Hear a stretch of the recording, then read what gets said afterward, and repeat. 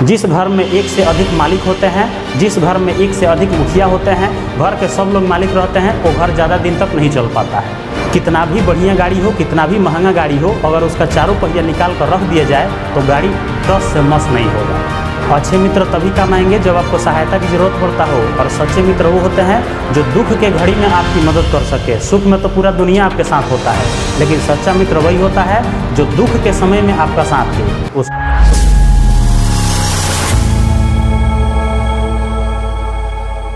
हम खुश, हमारा परिवार खुश, दूसरों पर ध्यान नहीं देते हम। कि हम खुश, हमारा परिवार खुश, दूसरों पर ध्यान नहीं देते हम। और हालात जैसे भी हो मिलकर काट लेंगे, लेकिन किसी से एहसान नहीं लेते हम। हेलो फ्रेंड्स, मैं आपका अपना राहुल सर स्वागत करता हूं अपने इस YouTube channel science by Rahul sir PCB में। आज फिर से आपके करियर से रिलेटेड एक पावरफुल वीडियो लेकर आपके बीच उपस्थित हूं, जिसमें हम चर्चा करेंगे दीनदयाल उपाध्याय यूनिवर्सिटी के BA second year 4th semester के प्राचीन इतिहास के पेपर फर्स्ट के एक बहुत ही महत्वपूर्ण टॉपिक के बारे में, जिसका नाम है राज्य के सप्तांग सिद्धांत, और इसका कोर्स कोड है ASC 203। तो जिन भाई बंधुओं के प्राचीन इतिहास के पेपर फर्स्ट का कोर्स कोड ASC 203 है, तो उनके लिए ये वीडियो बहुत ही महत्वपूर्ण साबित होने वाली है, क्योंकि आज हम आपको इस वीडियो में बताएंगे कि राज्य के सप्तांग सिद्धांत क्या होते हैं, सप्तांग सिद्धांत के क्या अर्थ होते हैं, सप्तांग सिद्धांत कौन कौन से हैं, सप्तांग सिद्धांत राज्य के लिए क्यों जरूरी है। तो आज हम इन सभी बिंदुओं के बारे में विस्तार पूर्वक एक एक करके चार्ट के माध्यम से समझने का प्रयास करेंगे। उम्मीद है कि आपको इस वीडियो के माध्यम से कुछ दिनों पश्चात होने वाले 4th सेमेस्टर के एग्जाम में काफ़ी सहूलियत मिलेगी।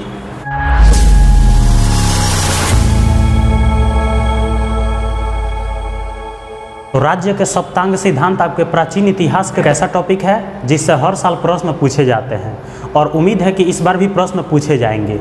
तो हम लोग जानेंगे इस वीडियो में कि सप्तांग सिद्धांत क्या होते हैं, इसके रचनाकार कौन हैं, इसके अर्थ क्या होते हैं, और किन किन बिंदुओं को सप्तांग सिद्धांत के अंतर्गत शामिल किया गया है। तो इन सभी पॉइंट्स को हम लोग एक चार्ट के माध्यम से समझने का प्रयास करेंगे, क्योंकि चार्ट के माध्यम से समझने का फ़ायदा यह है कि इससे समय की बचत होती है, जगह की बचत होती है, और एक एक करके सभी जानकारियाँ आसानी से आपके दिलो दिमाग तक पहुँच जाता है।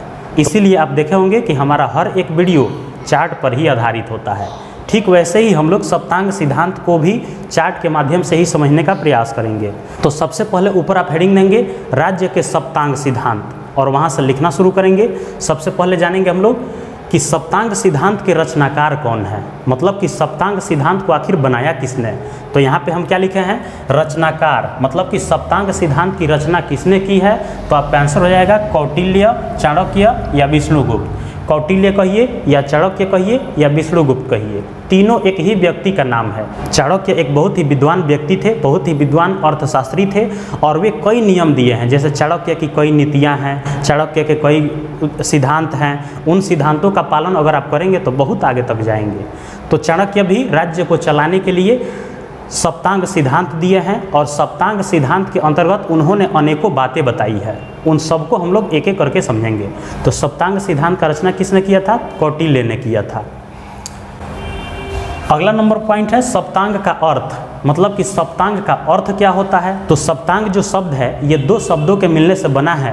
पहला शब्द है सप्त तथा दूसरा शब्द है अंग, मतलब कि एक शब्द है सप्त और दूसरा अंग। इसमें से सप्त का मतलब होता है सात और अंग का मतलब होता है हिस्से। अगर हमें एक ही साथ इसको मिला के कहना होगा तो हम क्या कह सकते हैं, सप्तांग का सामान्य अर्थ 7 हिस्से होता है।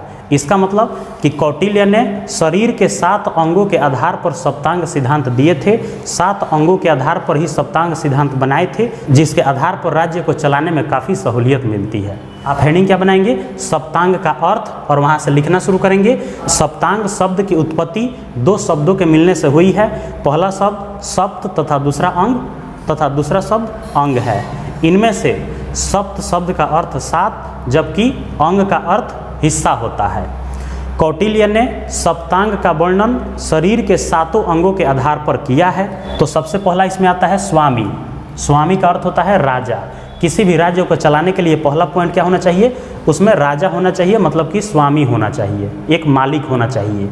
दूसरा आता है अमात्य। अमात्य का मतलब होता है मंत्री। तो राज्य को चलाने के लिए सिर्फ राजा ही काफ़ी नहीं है, राज्य को चलाने के लिए उसके साथ साथ मंत्री का होना भी जरूरी है। तीसरा नंबर है जनपद।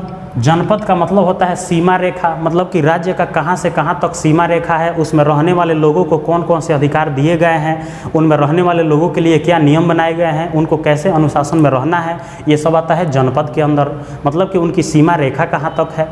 तीसरा नंबर पॉइंट है दुर्ग। दुर्ग का मतलब होता है किला। किला का निर्माण कराना सुव्यवस्थित तरीके से बहुत ही ज़रूरी होता है, क्योंकि पहले के ज़माने में देखे होंगे कि जितने भी राजा महाराजा होते थे वो हर काम करने के लिए अलग अलग किले का निर्माण कराते थे। जैसे मंत्रियों के रहने के लिए अलग किला होता था, समारोह करने के लिए अलग किला होता था, राजा को रहने के लिए अलग किला होता था। तो इस तरह से किले का निर्माण कराना, राज्य के चारों ओर से किले का घेराबंदी करना ताकि अन्य राज्य के दुश्मन अटैक न कर सके, आक्रमण न कर पाए, तो इसके लिए किले का निर्माण कराना जरूरी होता था। अगला नंबर पॉइंट है कोष। कोष का अर्थ होता है धन, तो राज्य को चलाने के लिए धन की आवश्यकता होती है। अगला नंबर पॉइंट है दंड। दंड का मतलब होता है सेना। दंड का मतलब यहाँ दंड देना मत समझ लीजिएगा, दंड का मतलब होता है सेना। तो राज्य की सुरक्षा के लिए, राज्य को बचाए रखने के लिए, राज्य के निवासियों को बचाए रखने के लिए, प्रजा को बचाए रखने के लिए क्या जरूरी है? सेना की ज़रूरत है। जब भी किसी दूसरे राज्य से जंग छिड़ेगा या आक्रमण जब भी कोई दूसरा राजा करेगा तो सेना ही उस राज्य की रक्षा करते हैं, सेना ही उस प्रजा को बचाते हैं, तो सेना भी जरूरी है। अगला नंबर पॉइंट है मित्र। जब कभी राज्य के ऊपर कोई संकट आएगा, जब किसी राज्य के अंदर कोई कमी होगी या सुरक्षा की ज़रूरत पड़ेगी या किसी धन की ज़रूरत पड़ेगी तो मित्र से आसानी से हम लोग धन ले सकते हैं, आसानी से उधार ले सकते हैं और फिर होने पर उनको चुका सकते हैं। तो ये थे आपके सप्तांग के 7 अंग। अब इन 7 अंगों के बारे में हम लोग एक एक करके विस्तार पूर्वक समझेंगे, क्योंकि केवल इतना लिखने से आपके एग्जाम में नंबर नहीं मिलने वाला है। आपके एग्जाम में क्वेश्चन पूछे जाते हैं 5 नंबर के, और 5 नंबर का मतलब होता है कम से कम 2-2.5 पेज आपको लिखना होगा, तब जाके आपको नंबर मिल पाएगा। तो अब हम लोग एक एक करके जितने भी सप्तांग के अंदर 7 पॉइंट है उन सबको समझने का प्रयास करेंगे। इसमें से सबसे पहला पॉइंट आता है स्वामी। तो राज्य का शीर्ष अंग, स्वामी का मतलब होता है राजा, और राज्य के सबसे ऊपर मतलब कि शीर्ष कहाँ होता है? सबसे ऊपर। जैसे पौधे पेड़ का शीर्ष कहाँ होता है? सबसे ऊपर। तो राज्य का सबसे ऊपरी अंग किसको माना जाता है? राजा को माना जाता है। सबसे ऊपरी अंग स्वामी को माना जाता है। तो किसी भी राज्य को चलाने के लिए सबसे पहला पॉइंट क्या है? राजा का होना एकदम जरूरी है। जिस तरह से आप देखे होंगे कि जिस घर में एक से अधिक मालिक होते हैं, जिस घर में एक से अधिक मुखिया होते हैं, घर के सब लोग मालिक रहते हैं, वो घर ज़्यादा दिन तक नहीं चल पाता है। जब कोई घर में एक ही आदमी रहेगा, एक ही मुखिया रहेगा, तो वह घर बहुत दिनों तक चलेगा, वह परिवार बहुत ही आसानी से सुखी जीवन जिएंगे। लेकिन अगर उसी घर में घर के सभी सदस्य घर के मालिक बन जाएंगे तो फिर वह परिवार बिखर जाएगा, ये बात निश्चित है।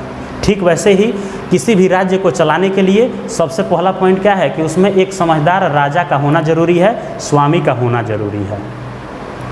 दूसरा नंबर पॉइंट आता है अमात्य। अमात्य का मतलब क्या होता है? मंत्री। तो राज्य को चलाने के लिए सिर्फ राजा ही काफ़ी नहीं है, राजा के साथ साथ राज्य को चलाने के लिए मंत्रियों की ज़रूरत पड़ती है। राजा तो सिर्फ निर्देश दे सकते हैं कि ये करो वो करो, लेकिन करेंगे कौन, कराएंगे कौन? मंत्री लोग कराएंगे। जिस तरह से भारत के प्रधानमंत्री हो गए तो प्रधानमंत्री निर्देशक हो गए, वो निर्देश देंगे कि हमारे देश में ऐसे ऐसे काम होना चाहिए, लेकिन उसको पूरा कौन करेगा? जो मंत्री लोग होते हैं, मंत्री परिषद के जो सदस्य होते हैं वे लोग पूरा करते हैं। इसीलिए यहाँ क्या लिखा गया है? अमात्य का मतलब मंत्री, और राज्य को चलाने वाले पहिया। मंत्री को यहाँ किसका दर्जा दिया गया है? राज्य को चलाने वाला पहिया का दर्जा दिया गया है। जिस तरीके से बड़े गाड़ी को चलाने के लिए कौन जिम्मेदार होता है? उसका पहिया जिम्मेदार होता है। कितना भी बढ़िया गाड़ी हो, कितना भी महंगा गाड़ी हो, अगर उसका चारों पहिया निकाल कर रख दिया जाए तो गाड़ी टस से मस नहीं होगा। टस से मस नहीं होना समझ रहे हैं? एक डेग भी आगे नहीं बढ़ पाएगा। ठीक वैसे ही राजा अगर बहुत समझदार हो लेकिन मंत्री उसमें समझदार न हो, मंत्री न हो, तो वह राज्य ज़्यादा दिन तक नहीं चल पाएगा। इसीलिए राज्य को चलाने के लिए राजा के साथ साथ क्या होना चाहिए? मंत्री होना चाहिए, मतलब कि अमात्य होना चाहिए। तीसरा नंबर पॉइंट आता है जनपद। राज्य की सीमाएं तथा उसमें रहने वाले लोग। जनपद का मतलब अभी आपको क्या बताए? राज्य की सीमाएं तथा उनमें रहने वाले लोग। इसका मतलब कि राज्य का सीमा कहाँ से कहाँ तक है, कहाँ से कहाँ तक के अंदर जो भी कार्य होंगे वो किस राजा के अंडर में आएंगे। जैसे पुलिस थाना में जो दरोगा लोग होते हैं उनका आप देखे होंगे, दरोगा लोगों का भी एरिया बांटा गया है। किस एरिया के अंदर कोई दुर्घटना घटता है या किस एरिया के अंदर कोई मर्डर होता है या किसी भी तरह का कोई कांड होता है तो उसके जिम्मेदार उस थाना के अधिकारी होंगे। इस तरह से हर थाना का अलग अलग एरिया बांटा जाता है। ठीक वैसे ही हर राजा का भी अलग अलग एरिया है, उनका सीमा रेखा है कि इस एरिया के अंदर में अगर कोई भी काम होंगे तो उसका जिम्मेदार उस राज्य के राजा होंगे। तो जनपद का मतलब क्या हुआ, राज्य की सीमाएं तथा उनमें रहने वाले लोग। अब लोगों के लिए भी कुछ नियम कानून बनाए गए हैं, लोगों के लिए भी अनुशासन बनाए गए हैं कि इसके अंदर में ही आपको काम करना है, इसके दायरे के अंदर ही रहना है, उससे बाहर आपको नहीं जाना है। तो ये क्या हो गया, जनपद। अगला नंबर पॉइंट है दुर्ग। किले का निर्माण अलग अलग उद्देश्य हेतु। दुर्ग का मतलब होता है किला। तो किला का निर्माण राज्य में अलग अलग उद्देश्य के लिए कराए जाते थे। जैसे कुछ किला अनाज रखने के लिए बनाया गया, कुछ किला राज्य में जो मंत्री हैं उनके लिए बनाया गया, कुछ किला बनाए गए हैं जानवरों को रखने के लिए, जैसे घोड़ा को रखने के लिए, हाथी को रखने के लिए, ऊँट को रखने के लिए, जो युद्ध में काम आते हैं। कुछ किला बनाया गया है समारोह करने के लिए, राजा की बैठक करने के लिए, मंत्री परिषद बनाया जाएगा जहाँ पे सब लोग बैठ के किसी विषय पर चर्चा करेंगे। तो इस तरीके से किले का निर्माण कराया जाता था। और किले का निर्माण सुव्यवस्थित तरीके से कराना, ताकि अन्य राज्य की जो राजा हैं वह आके इस पर आक्रमण न कर पाएँ। डायरेक्ट आकर आक्रमण करेंगे तो उससे क्षति ज़्यादा होगी। तो राज्य के चारों ओर से किले बनाकर उसका घेराबंदी किया जाता था, ताकि अन्य राज्य के राजा उस पर अटैक न कर पाए और दुश्मनों से सुरक्षा हो सके। इसलिए किले का निर्माण कराना बहुत ज़रूरी होता है। अगला नंबर पॉइंट है कोष। कोष का मतलब होता है धन। तो किसी भी राज्य को चलाने के लिए धन की ज़रूरत पड़ती है, धन की आवश्यकता पड़ती है। किसी भी राज्य को चलाने के लिए, किसी भी राज्य को विकास करने के लिए धन की ज़रूरत पड़ती है। बिना धन के किसी भी राज्य का विकास नहीं हो पाएगा। वहाँ के जो मंत्री परिषद हैं उनको सुख सुविधाएं देना, उनमें जो भी खर्च लगेंगे वो सब राजा के द्वारा दिया जाएगा। उस राज्य के जो भी कोष होंगे, धन कोष होंगे, राज्य के कोष होंगे, उसी में से लिया जाएगा। तो राज्य को चलाने के लिए किसकी ज़रूरत पड़ेगी, धन की ज़रूरत पड़ेगी। अगला नंबर पॉइंट है दंड। दंड का मतलब शत्रुओं से रक्षा के लिए। दंड का मतलब सेना। दंड का मतलब दंडित करना नहीं, दंड माने सेना। तो सेना की ज़रूरत क्यों पड़ती है, अन्य राजा जब किसी दूसरे राज्य पर आक्रमण करेंगे तो उसकी सुरक्षा के लिए, प्रजा की सुरक्षा के लिए, राज्य की रक्षा के लिए सेनाओं का गठन करना जरूरी होता है, सेनापति बनाना जरूरी होता है, सेनाओं को ट्रेनिंग देना जरूरी होता है। इसलिए सेना का गठन करना क्या है, अति आवश्यक है। किसके लिए, राज्य को चलाने के लिए। अगला नंबर पॉइंट है मित्र। मित्र का मतलब सहायता के लिए। मित्र कब काम आते हैं, सहायता के लिए। अच्छे मित्र तभी काम आएंगे जब आपको सहायता की ज़रूरत पड़ता हो, और सच्चे मित्र वो होते हैं जो दुख के घड़ी में आपकी मदद कर सके। सुख में तो पूरा दुनिया आपके साथ होता है, लेकिन सच्चा मित्र वही होता है जो दुख के समय में आपका साथ दे, उसको बोलते हैं सच्चा मित्र। तो राज्य को चलाने के लिए भी अन्य राजा से मित्रता होना जरूरी है, क्योंकि कभी भी संकट आ सकता है, और संकट की परिस्थिति में जब किसी दूसरे राज्य से मित्रता बनाकर रखेंगे तो वह राजा आपकी मदद करेंगे। तो ये आपके सप्तांग सिद्धांत से जुड़ी कुछ मुख्य जानकारियाँ थी जो चाणक्य के द्वारा दिए गए थे।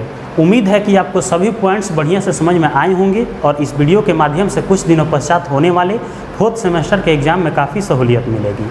अगर आपके मन में कोई डाउट है, कोई प्रश्न है, कोई कन्फ्यूजन है, तो कमेंट सेक्शन में पूछ सकते हैं। आप इस तरह से और कौन से टॉपिक से रिलेटेड वीडियो देखना चाहते हैं कमेंट में बताना ना भूलें। लौटेंगे बहुत ही जल्द किसी नए टॉपिक के साथ, तब तक के लिए जय हिंद।